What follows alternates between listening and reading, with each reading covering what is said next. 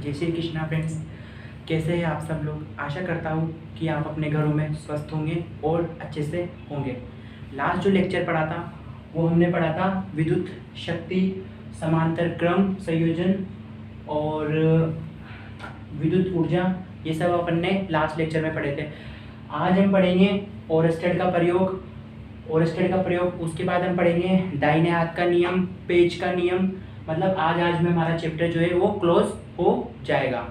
तो सबसे पहले आप देख लीजिए, विद्युत शक्ति अपन ने पढ़ा था। विद्युत शक्ति, तो विद्युत शक्ति के बारे में मैंने पढ़ाया था आपको, कार्य करने की दर को विद्युत शक्ति कहा जाता है। कार्य करने की दर को विद्युत शक्ति कहा जाता है। तो 1 किलोवाट में कितने विद्युत शक्ति की जो क्या है, ये बड़े मात्रा के 1 किलोवाट में कितने होते हैं, 1000 वाट। 1 मेगावाट में कितने होते हैं, 10⁶ वाट। एक अश्व शक्ति बराबर में होता है 746 वाट। कितना होता है, एक अश्व शक्ति बराबर 746 वाट। 1 किलोवाट में 1000 वाट, 1 मेगावाट में 10⁶ वाट और एक अश्व शक्ति बराबर में 746 वाट। ये सब हमने पढ़ लिए थे। उसके बाद हमने पिछले लेक्चर में हमने पढ़ा था विद्युत ऊर्जा। विद्युत ऊर्जा तो क्या होती है विद्युत ऊर्जा, मैंने बताया था आपको, विद्युत शक्ति P और समय T के गुणनफल को ही विद्युत ऊर्जा कहा जाता है। विद्युत शक्ति P और समय के गुणनफल को ही विद्युत ऊर्जा कहा जाता है। विद्युत शक्ति P और समय के गुणनफल को ही विद्युत ऊर्जा कहा जाता है। इसे किससे व्यक्त करते हैं हम, इसे व्यक्त करते हैं। इसका जो मात्रक था वो था वाट इंटू सेकेंड। ये सब मैंने आपको पिछले लेक्चर में पढ़ा दिया था। आज हम पढ़ेंगे ओरस्टेड का प्रयोग। क्या पढ़ेंगे हम, ओरस्टेड का प्रयोग। उससे पहले जो टॉपिक आता है वो आता है विद्युत धारा का चुंबकीय प्रभाव। क्या आता है, विद्युत धारा का चुंबकीय प्रभाव।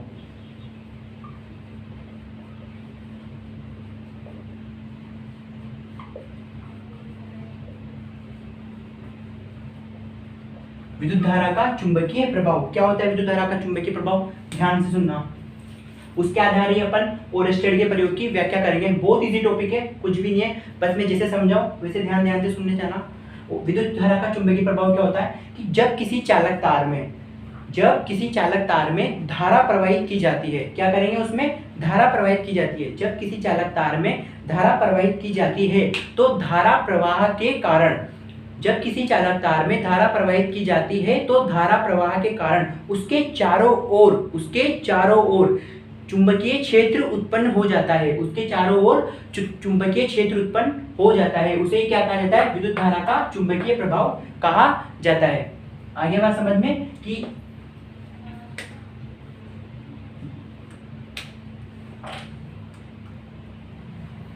जैसे ये क्या है, चालक तार है, इसमें जैसे हमने धारा प्रवाहित के कारण इसके चारों ओर एक क्या हो जाएगा, चुंबकीय एक क्षेत्र उत्पन्न हो जाता है। क्या हो जाता है, क्षेत्र उत्पन्न हो जाता है। कौन सा, चुंबकीय क्षेत्र। इसे क्या कहा जाता है, विद्युत धारा का चुंबकीय प्रभाव कहा जाता है। क्या कहा जाता है, विद्युत धारा का चुंबकीय प्रभाव कहा जाता है।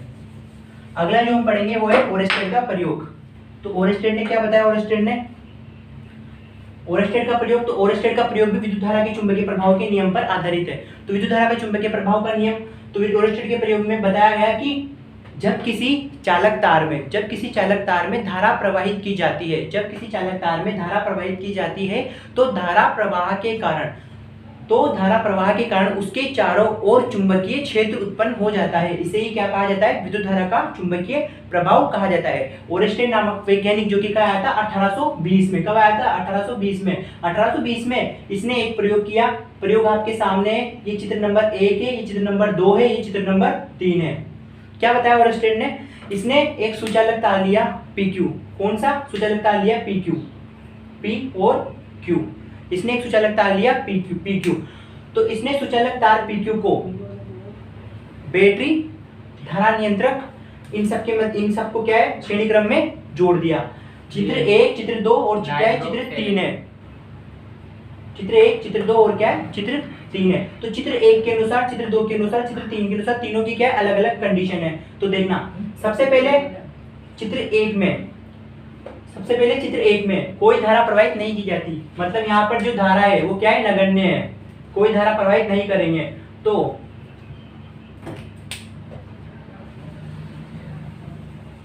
तो चित्र 1 के अनुसार जब चालक तार में कोई धारा प्रवाहित नहीं की जाती तो यहाँ पर कोई भी चुंबकीय क्षेत्र उत्पन्न नहीं होता है, अर्थात जो सुई का जो मान रहता है वो क्या रहता है, अवक्षेपित रहता है, अर्थात सुई पर कोई प्रभाव नहीं पड़ता, यानी कि सुई इधर भी नहीं घूमती किधर भी नहीं घूमती, एक जगह ही रहती है। ठीक है, आगे बात समझ में। चित्र नंबर 2 के अनुसार यदि धारा का जो प्रवाह है वह S से N की ओर, यानी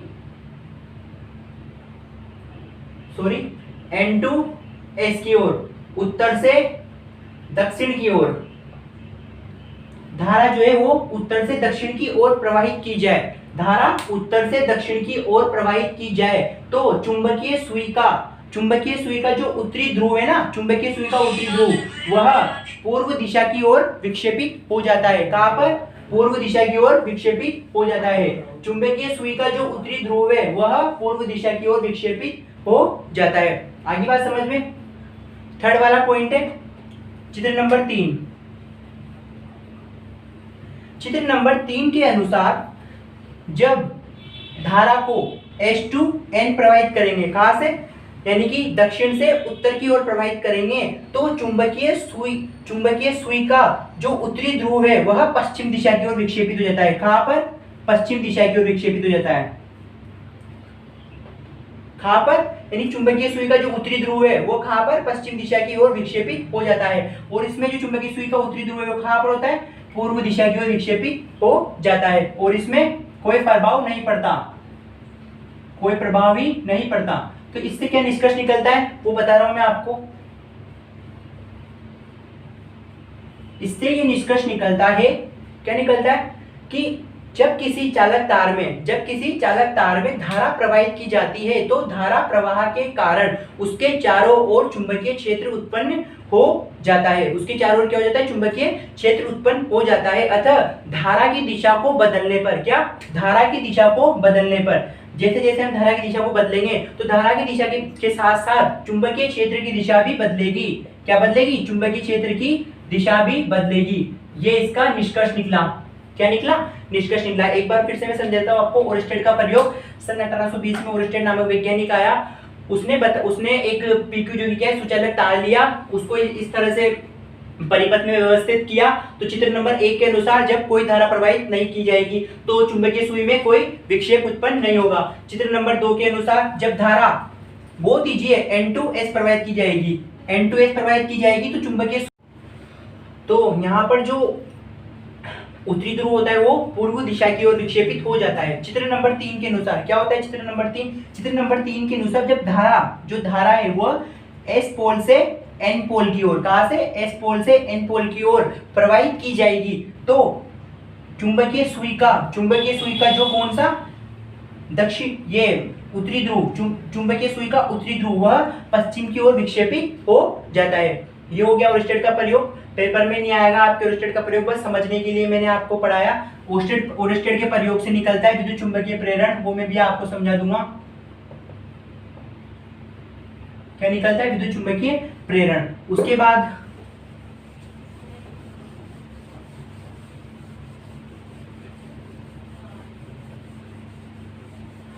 बाद हमारे पास में चुंबकीय क्षेत्र की दिशा ज्ञात करने के लिए 2 नियम आते हैं। मुझे यहाँ पे चित्र बनाना है।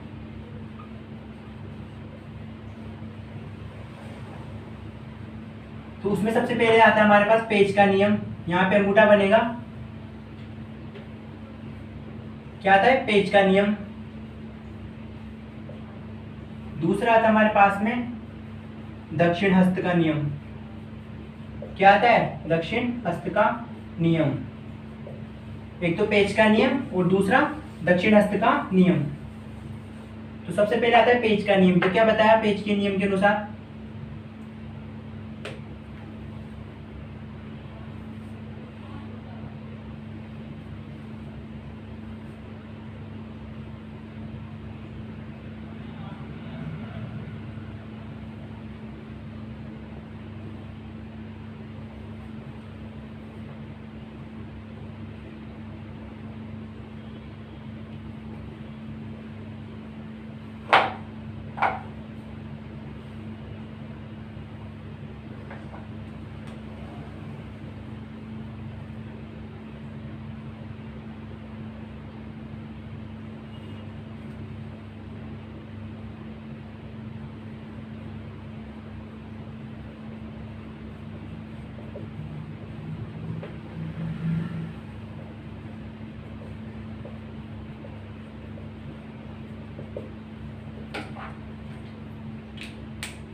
तो हमारे पास आता है पेज का नियम।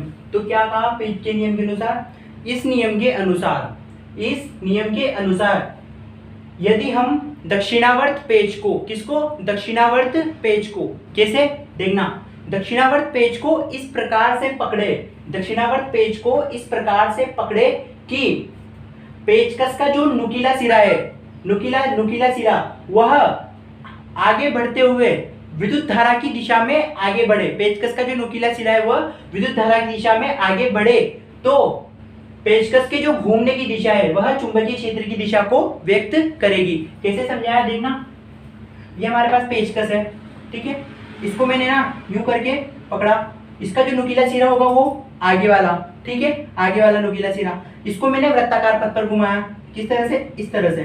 तो जैसे मैं घुमा रहा हूं ना, तो इसका जो नुकीला सिरा है वो विद्युत धारा की दिशा में आगे बढ़ रहा है, कहां पर, विद्युत धारा की दिशा में आगे बढ़ रहा है। तो इसको मैं जिस दिशा में घुमा रहा हूं, ये इस तरह से घुमा, तो जिस दिशा में मैं घुमा रहा हूं वो किसको व्यक्त करेगी, चुंबकीय क्षेत्र की दिशा को व्यक्त करेगी।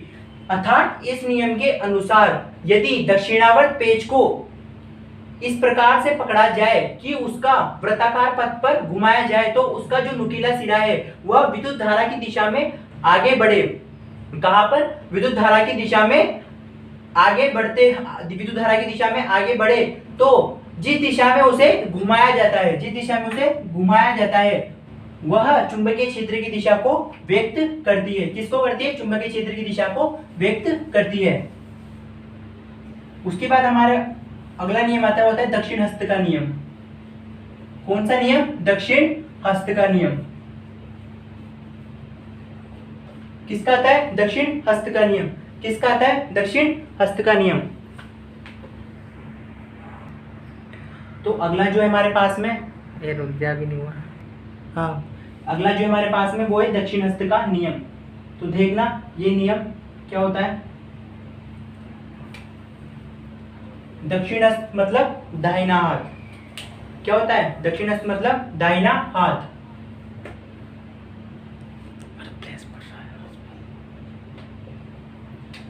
तो थोड़ा समझा अच्छा रहा।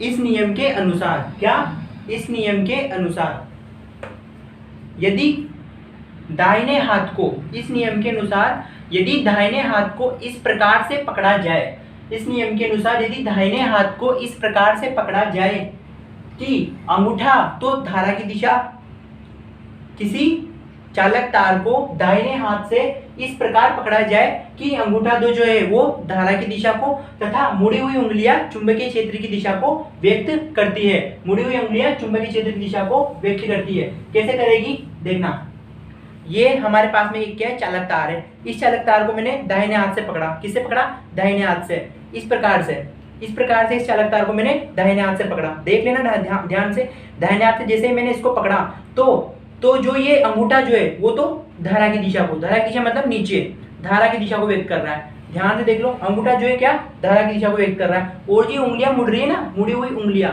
यूं करके आ रही है, मुड़ी हुई उंगलियां, यह चुंबकीय क्षेत्र की दिशा को व्यक्त करेगी। अंगूठा तो करेगा धारा की दिशा को व्यक्त और उंगलियां करेगी चुंबकीय क्षेत्र की दिशा को व्यक्त। तो इस नियम के अनुसार यदि किसी धारावाही चालक तार को दाहिने हाथ से इस प्रकार पकड़ा जाए, दाहिने हाथ से इस प्रकार पकड़ा जाए कि अंगूठा तो धारा की दिशा को तथा मुड़ी हुई उंगलियां चुंबकीय क्षेत्र की दिशा को व्यक्त करती है, इसे दक्षिणावर्त नियम कहा जाता है। कौन सा नियम, दक्षिणावर्त नियम कहा जाता है।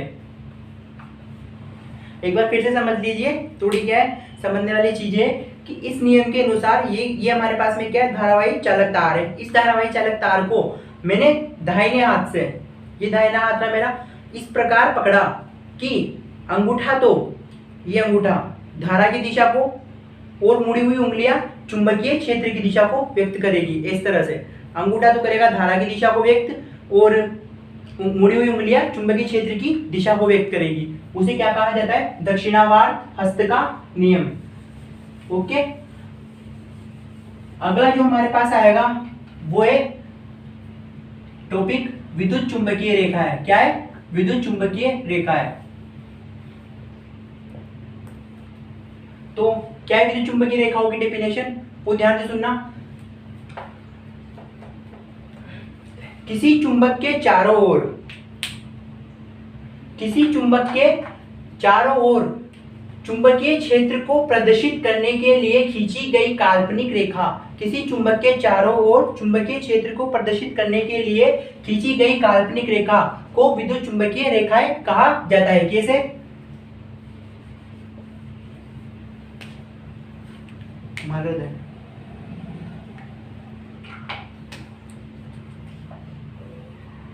ये हमारे पास में क्या है, चुंबक है, इसका ये वाला है एन सिरा, ये वाला है एस सिरा, ठीक है। इसमें से जो धारा निकलेगी, मतलब जो चुंबकीय क्षेत्र रेखाएं निकलेगी, वो कैसे निकलेगी,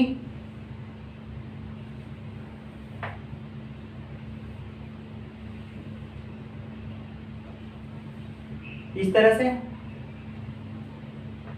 इस तरह से, ठीक है, डॉट इस तरह से, इस तरह से,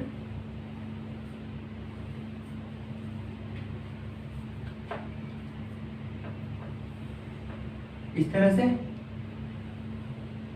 इस तरह से, और चुंबक के बाहर इस तरह से।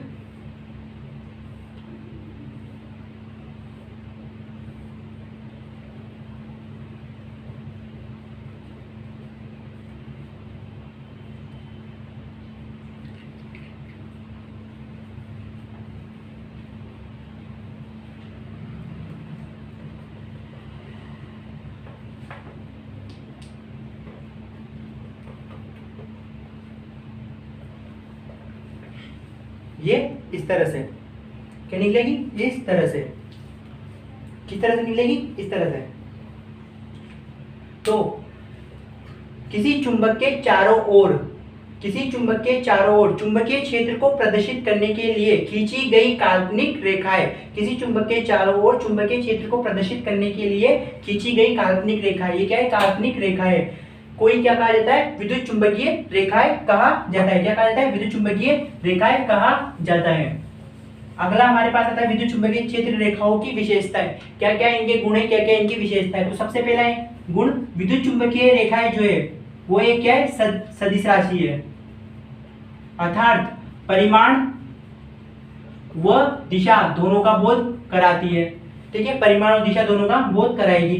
दूसरा पॉइंट है हमारे पास में, जो विद्युत चुंबकीय जो रेखा है, विद्युत चुंबकीय रेखा है, वह चुंबक के बाहर, चुंबक के तो बाहर एन पोल से तो शुरू होती है, एन पोल मतलब उत्तरी ध्रुव, और चुंबक के उत्तरी ध्रुव, और एस पोल मतलब दक्षिणी ध्रुव, क्या है, दक्षिणी ध्रुव।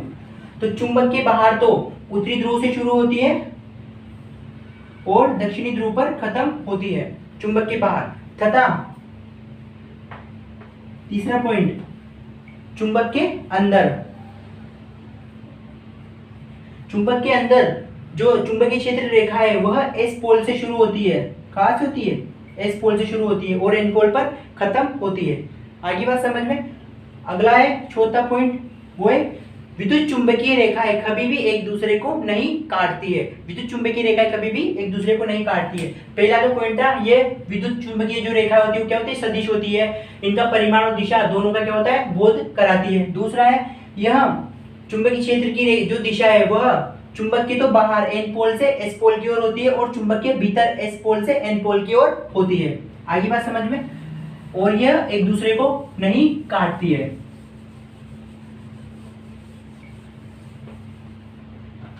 अगला हमारे पास में जो टॉपिक है वो है विद्युत चुंबकीय प्रेरण। क्या होता है विद्युत चुंबकीय प्रेरण, देखना, ये एक कुंडली है, क्या है, कुंडली, और ये क्या है, चुंबक। इन दोनों के मध्य क्या करा है हमने, सापेक्ष गति। क्या करा है, सापेक्ष गति। क्या करा है, सापेक्ष गति। सापेक्ष गति के कारण जो प्रभाव उत्पन्न होगा वो क्या कहलाता है, विद्युत चुंबकीय प्रेरण।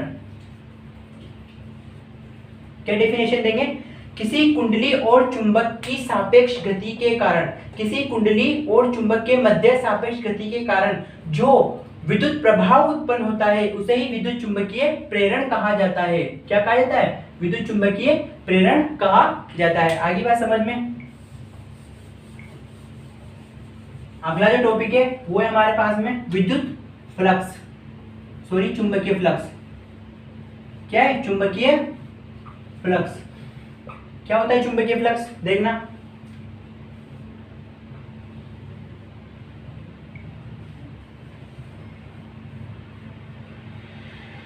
ये क्या है? पृष्ठ, पृष्ठ।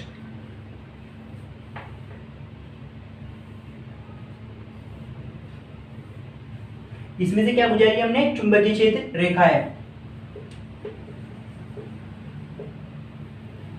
तो चुंबकीय क्षेत्र में स्थित, चुंबकीय क्षेत्र में स्थित किसी पृष्ठ से गुजरने वाली चुंबकीय क्षेत्र रेखा, चुंबकीय बल क्षेत्र रेखाओं की कुल संख्या को, कुल संख्या को क्या कहा जाता है? चुंबकीय फ्लक्स कहा जाता है। उससे संबद्ध क्या कहा जाता है? चुंबकीय फ्लक्स कहा जाता है।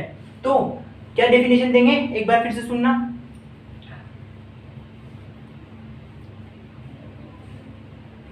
किसी चुंबकीय क्षेत्र में रखे पृष्ठ से गुजरने वाली कुल चुंबकीय बल रेखाओं की संख्या को, कुल चुंबकीय बल रेखाओं की संख्या को उस पृष्ठ से संबद्ध जो फ्लक्स है उसे क्या कहा जाएगा? चुंबकीय फ्लक्स कहा जाता है। ये हो गया।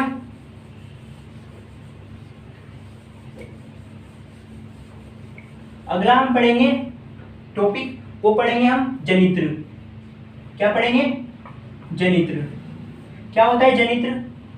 देखो 11th 12th में आप जनित्र, दो प्रकार के प्रत्यावर्ती धारा जनित्र और दिष्ट धारा जनित्र पूरा पढ़ोगे, उनकी बनावट पढ़ोगे, कार्यप्रणाली देख पढ़ोगे। आपके बुक में भी दे रखी है, बट जहां तक ये एग्जाम में बस आपको डेफिनेशन ही पूछी जाती है। इसके क्या पूछी जाती है? डेफिनेशन ही पूछी जाती है। तो क्या होती है जनित्र? जनित्र क्या होता है? देखना आराम से।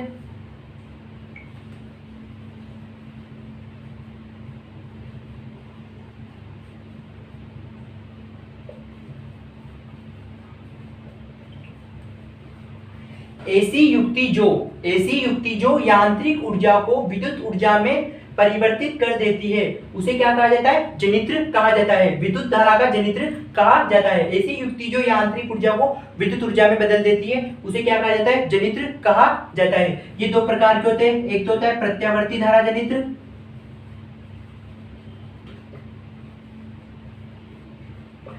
दूसरा होता है दिष्ट धारा जनित्र।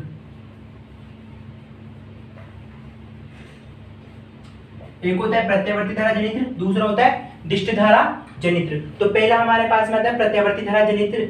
तो प्रत्यावर्ती धारा जनित्र क्या होता है? सब कुछ बस डेफिनेशन याद रखनी है आपको।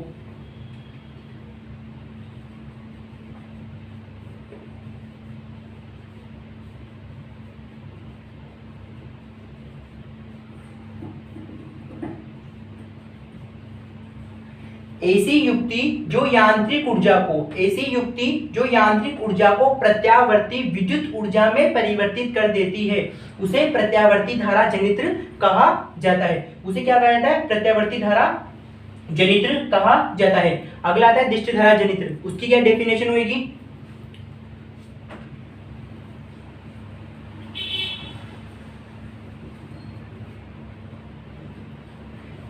इसकी जो डेफिनेशन है वो क्या है? जनित्र की डेफिनेशन है। ऐसी युक्ति जो यांत्रिक ऊर्जा को, किसको? यांत्रिक ऊर्जा को विद्युत ऊर्जा में परिवर्तित कर देती है उसे क्या कहा जाता है? दिष्ट धारा जनित्र कहा जाता है। क्या कहा जाता है? दिष्ट धारा जनित्र कहा जाता है। तो प्रत्यावर्ती धारा जनित्र यानी ऐसी युक्ति जो यांत्रिक ऊर्जा को, लेकिन वहां क्या आएगा? प्रत्यावर्ती विद्युत ऊर्जा में परिवर्तित कर देती है उसे क्या कहा जाता है? प्रत्यावर्ती धारा जनित्र। और ऐसी युक्ति जो यांत्रिक ऊर्जा को केवल किसमें? विद्युत ऊर्जा में परिवर्तित कर देती है उसे क्या कहा जाता है? दिष्ट धारा जनित्र कहा जाता है। क्या कहा जाता है? दिष्ट धारा जनित्र कहा जाता है। उसके बाद में हमारे पास में जो धारा आती है वो है, एक है प्रत्यावर्ती धारा, दूसरी है दिष्ट धारा। एक तो है प्रत्यावर्ती धारा और दूसरी है दिष्ट धारा। क्या होती है प्रत्यावर्ती धारा? ऐसी धारा जो निश्चित समय अंतराल के पश्चात, ऐसी धारा जो निश्चित समय अंतराल के पश्चात अपनी आवृत्ति कोमा दिशा, ऐसी धारा जो एक निश्चित समय अंतराल के पश्चात अपनी आवृत्ति और दिशा में परिवर्तित हो जाती है, मतलब उसकी आवृत्ति और दिशा जो क्या हो जाती है, परिवर्तन हो जाता है उनमें, वो क्या कहलाती है? प्रत्यावर्ती धारा कहलाती है। और ऐसी धारा जो निश्चित समय अंतराल के पश्चात, ऐसी धारा जो निश्चित समय अंतराल के पश्चात अपनी आवृत्ति और दिशा दोनों में क्या रहे? अपरिवर्तित रहे। क्या रहेगी? अपरिवर्तित। वो क्या कहलाती है? दिष्ट धारा कहलाती है। तो प्रत्यावर्ती धारा जिसकी आवृत्ति और दिशा में परिवर्तन हो जाता है, ठीक है, निश्चित समय अंतराल के पश्चात, लेकिन वो दिष्ट धारा जिसकी आवृत्ति और दिशा में क्या है? परिवर्तन नहीं होगा, अर्थात वो क्या रहेगी? अपरिवर्तित रहेगी। इसकी वोल्टेज जो है, इसकी जो वोल्टता में जो परिवर्तन है वो किससे? ट्रांसफार्मर से किया जा सकता है। किससे? और इसकी वोल्टता में परिवर्तन ट्रांसफार्मर से संभव नहीं है। क्या है? संभव नहीं है। इसको दूरस्थ स्थान तक भेजने में, मतलब दूर दूर स्थानों में, ये खंभे लगे हुए हैं तो दूर दूर स्थानों में क्या होती है? ऊर्जा क्या होता है? ह्रास होता है। क्या होता है? ह्रास होता है, ठीक है। और इसमें कोई ह्रास नहीं होता। दिष्ट धारा मतलब कि जनरेटर वाली, ठीक है, वो वाली। इसमें क्या होता है? कोई हमें क्या होती है? हानि नहीं होती। और इसमें क्या होती है? दूरस्थ स्थानों को भेजने में हानि होती है। आगे बात समझ में? तो प्रत्यावर्ती धारा, तो ऐसी धारा जो निश्चित समय अंतराल के पश्चात, जिसकी आवृत्ति और दिशा में परिवर्तन हो जाता है, वो क्या कहलाती है? प्रत्यावर्ती धारा कहलाती है। और जिसकी आवृत्ति और दिशा दोनों ही क्या रहे? अपरिवर्तित रहेगी, वो क्या कहलाएगी? दिष्ट धारा कहलाएगी। इसकी वोल्टता में संभव ट्रांसफार्मर की सहायता से हो जाता है। इसकी वोल्टता में संभव ट्रांसफार्मर की सहायता से नहीं हो पाता। इसको दूरस्थ स्थानों तक भेज सकते हैं, इसको दूरस्थ स्थानों तक भेजने में ह्रास होता है, हानि होती है। और इसको दूरस्थ स्थानों तक भेजने में कोई हानि नहीं होती है। हो गया? अगला हम पढ़ेंगे